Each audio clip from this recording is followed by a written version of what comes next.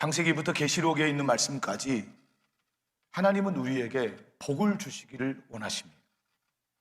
그 복의 가장 중요한 핵심은 땅의 복이 아니라 하늘의 복입니다.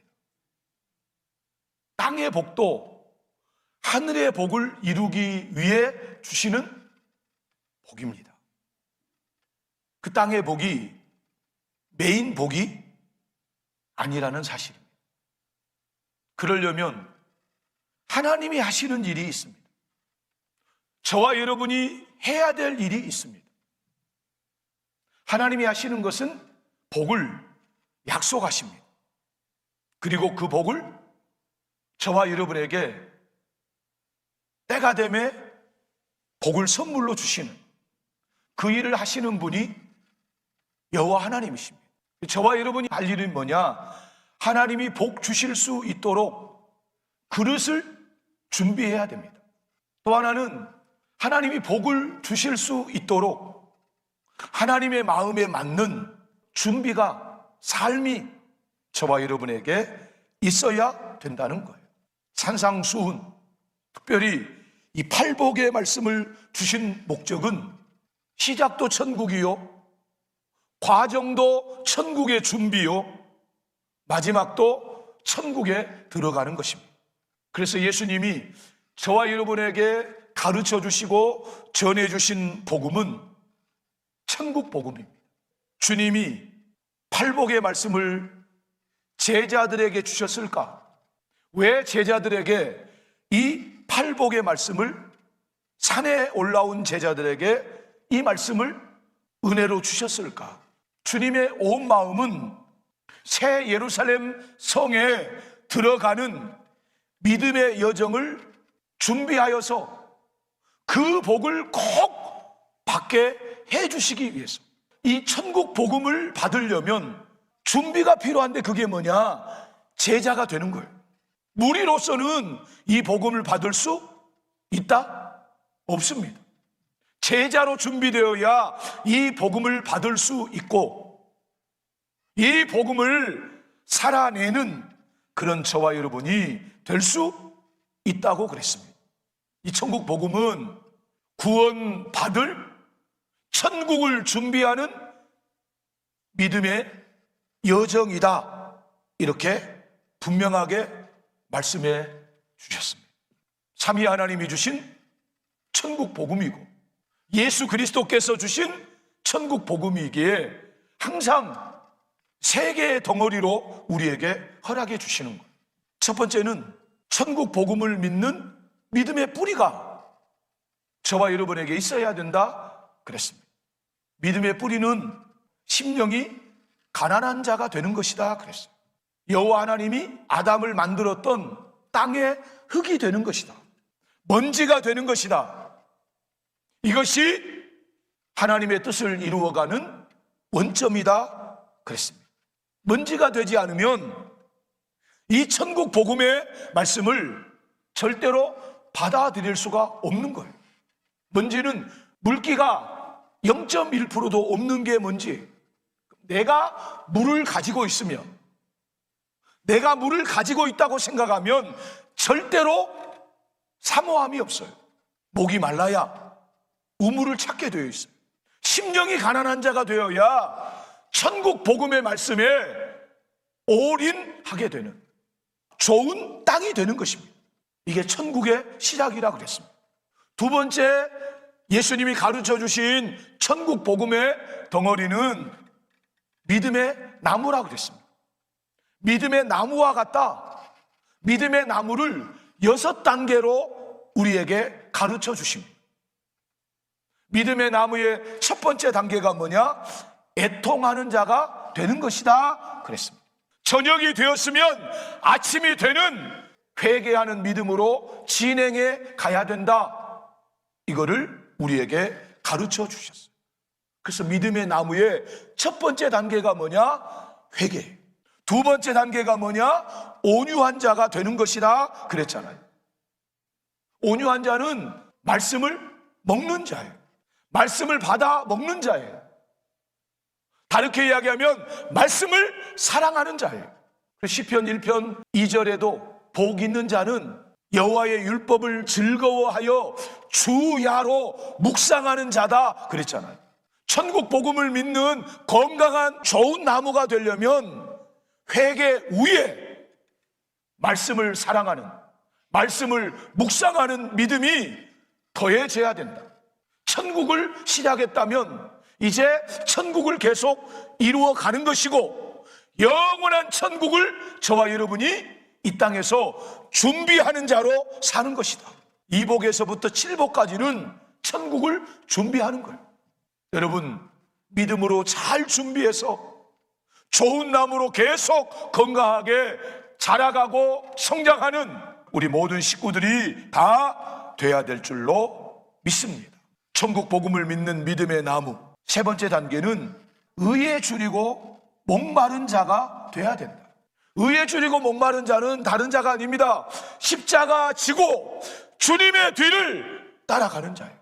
디모데후서 4장 8절에도 사도 바울이 마지막 자기의 신앙을 고백하고 정리하면서 뭐라고 이야기하냐면, 의로우신 재판장이 내게 면류관을 주실 것이다. 여러분, 우리가 만나야 할 심판주 되시는, 신랑 되시는 주님이 의로우신 재판장이고, 우리를 기다리시는 여호와 하나님이 의로우신 하나님이기에 우리는 의에 줄이고 목마른 자가 돼야 되는데, 그러려면 자기 십자가를 지고 주님의 뒤를 따라가는, 사람을 따라가는 게 아니라, 세상의 전통과 유전을 따라가는 게 아니라, 풍습을 따라가는 게 아니라, 유행을 따라가는 게 아니라, 우리는 어제나 오늘이나 영원토록 변함이 없으신 예수 그리스도, 그분을 따라가는 그런 저와 여러분이 꼭 돼야 된다는 거예요. 천국 복음을 믿는 믿음의 나무가 되려면 회개 후에 말씀을 묵상하는 믿음을 더하고, 그 위에 하나님의 말씀을 삶으로 이루어가는, 청종하는 믿음을 더하는 그런 저와 여러분이 돼야 된다. 이거를 예수님은 우리에게 가르쳐주고 있어요. 천국 복음을 믿는 믿음의 나무의 네 번째 단계는 긍휼히 여기는 자가 주님으로부터, 하나님으로부터 긍휼히 여김을 받는 그 복을 얻게 된다. 이거를 말씀해 주고 있습니다. 긍휼은 여러분이 아시는 것처럼 불쌍히 여기는 거잖아요. 그래서 긍휼히 여기는 자가 제가 돼야 되고 여러분이 되셔야 돼요.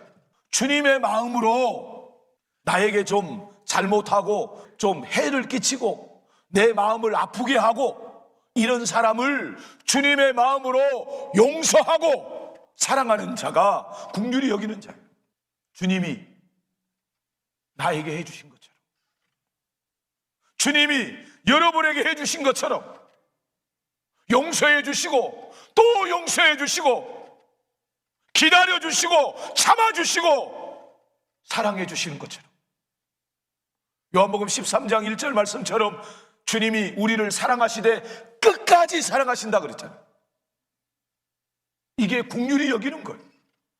믿음의 좋은 나무가 되려면 회개의 믿음 위에 말씀을 묵상하는 믿음을 더하고, 말씀을 묵상하는 믿음 위에 하나님의 말씀을 이루는 청종하는 믿음을 더하고, 그 청종하는 믿음 위에 영혼을 사랑하는 믿음을 더하는 그런 저와 여러분이 돼야 된다는 거예요. 그래서 예수님이 세 계명을 우리에게 주시면서 서로 뭐라 그래요? 사랑하라. 1만 달란트 빚진 자와 100데나리온 빚진 자의 이야기, 비유를 주님이 하고 계세요. 100데나리온이라는 것은 갚을 수 없는 금액이에요. 근데 주인이 그것을 다 뭐 해줬어요? 탕감해줬어요. 용서해줬어요. 다르게 말하면 주인이 이 종을 긍휼히 여겨줬어요. 그렇게 엄청난 은혜를 받고 긍휼히 여김을 받는 그 복을 받았는데, 이 종이 자기에게 빚진 100데나리온 빚진 동료를 만나죠. 100데나리온은 1만 달란트에 비하면 3발의 피예요. 근데 그 100데나리온의 빚진 자를 만나서 붙들어 목을 잡고 빚을 갚으라, 이렇게 이야기하잖아요. 간구합니다. 내게 참아주시라고, 갚겠다고. 그런데 옥에 가두어 버려요. 100데나리온을 용서하지 않고 긍휼히 여기지 않는 이 종이 나의 모습은 아닌지 돌아봐야 돼요. 그래서 예수님은 긍휼히 여기는 자가 복이 있다, 이걸 말씀해 주신 거예요. 왜 이 종이 옥에 가두었을까? 그 이유는 두 가지예요. 이 종의 마음 안에 주인의 마음이 채워지지 않았기 때문에 그래요.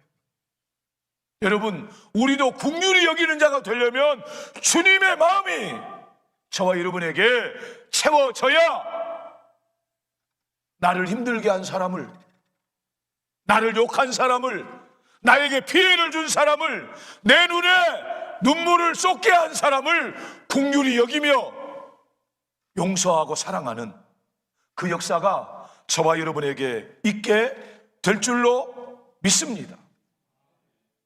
또 하나는 왜 이 종이 동료를 옥에 가두었을까? 자기를 사랑해주고 용서해주고 기회를 주고 긍휼히 여겨주신 주인의 사랑을 잊어버렸기 때문에 그래요. 만약에 1만 달란트 빚졌는데 그 주인이 아무 조건 없이 탕감해주고 용서해주고 사랑해주신 그 주인의 사랑을 잊지 않았다면 자기도 똑같이 그 사랑을 베풀었겠죠. 이 종만 그런 게 아니라 저를 보니까 그래요. 엄청난 은혜를 받고 엄청난 사랑을 받고 헤아릴 수 없는 긍휼의 은혜를 제가 받았는데 그 주님의 사랑을 잊어버리니까, 마음에 간직하고 기억하지 않으니까 조그만 나에게 힘들게 하는 사람을 이 종처럼 옥에 가두는, 정죄하는. 마태복음 18장에 자기는 엄청난 은혜를 받았는데 은혜를 베풀지 않는 그 악한 종을 결박해서 옥에 넣어버리잖아요. 여러분, 우리는 긍휼히 여기는 자가 되어야 계속해서 하나님의 그 긍휼히 여겨주시는, 불쌍히 여겨주시는 그 은혜를 공급받으며 살아가게 된다는 것을 잊지 마시고, 정말 우리 안에 주님이 우리에게 베풀어 주신 영원 사랑하는 마음이 커져가는 그런 제가 되고 우리 모든 식구들이 다 되었으면 좋겠습니다. 천국 복음을 믿는 믿음의 나무 다섯 번째 단계가 8절 말씀입니다. 청결하다는 것은 깨끗하다는 거예요. 청결하다는 것은 순결하다는 거예요.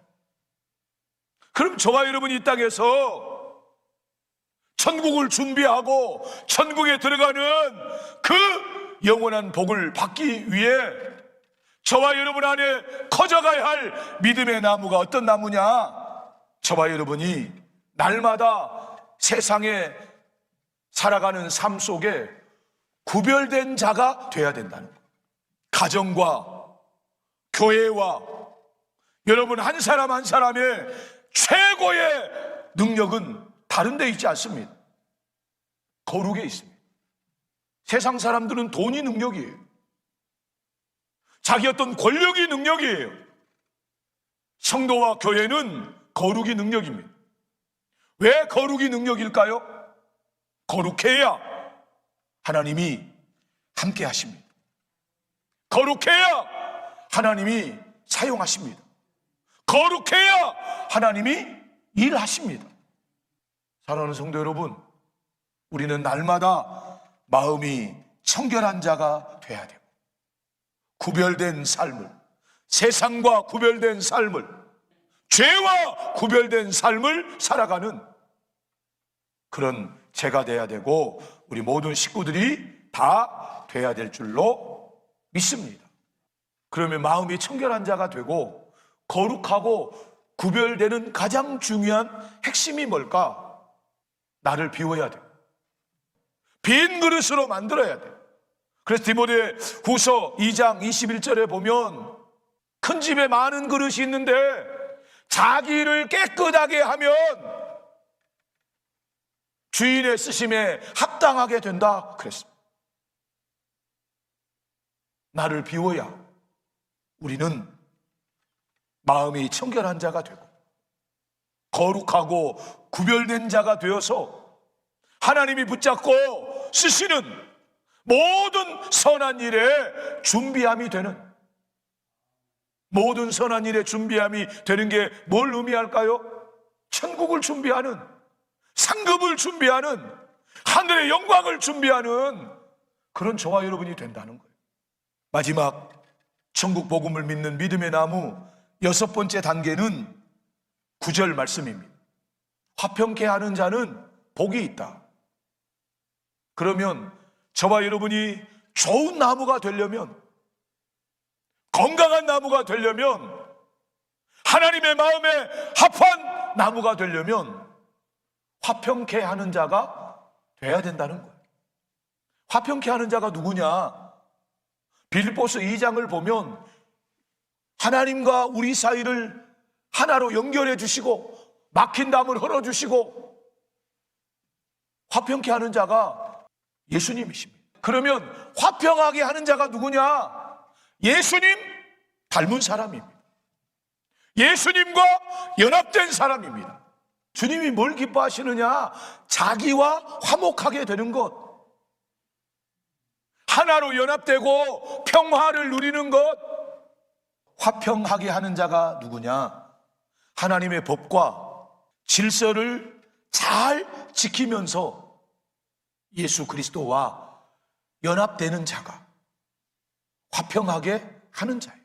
또 하나는 화해시키는 자가 화평하게 하는 자예요.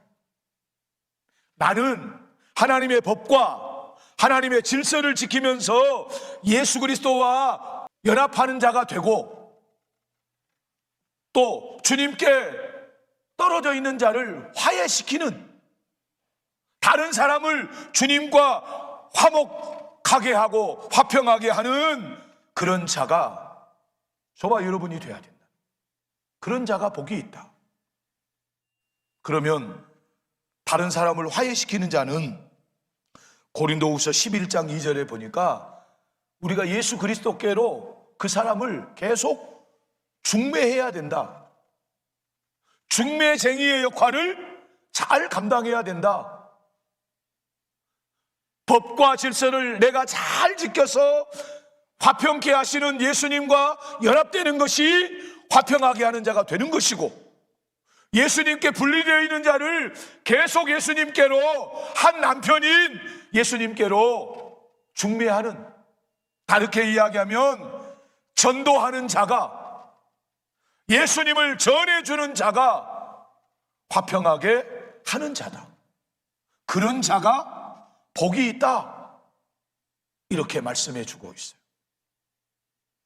사랑하는 성도 여러분, 나를 화평케 하는 예수님과 화평하게 하는 그런 저와 여러분이 돼야 되고, 나만 화평하게 되는 게 아니라 우리 가정, 자녀들이든지 형제들이든지 성도들이든지 이웃이든지 누구든지 간에 불화하고 있는 자를 다시 주님께로 중매해서 화해시키는 자, 예수님을 전하는 그 일을 저와 여러분이 기쁨으로 감당해서 우리는 화평하게 하는 자가 되는 우리 성교록교회 모든 성도들이 다 돼야 될 줄로 믿습니다.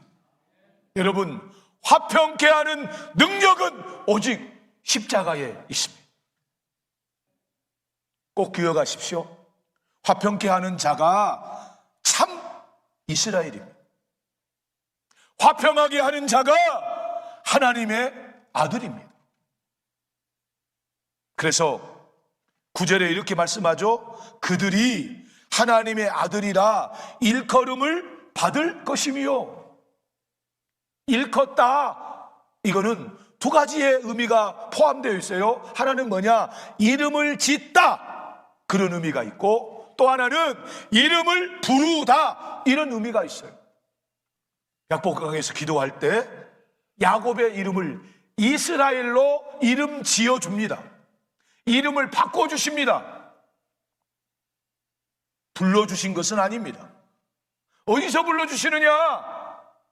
창세기 35장에 베델에 올라갔을 때 여호와 하나님이 야곱의 이름을 이스라엘로 불러주신 거예요.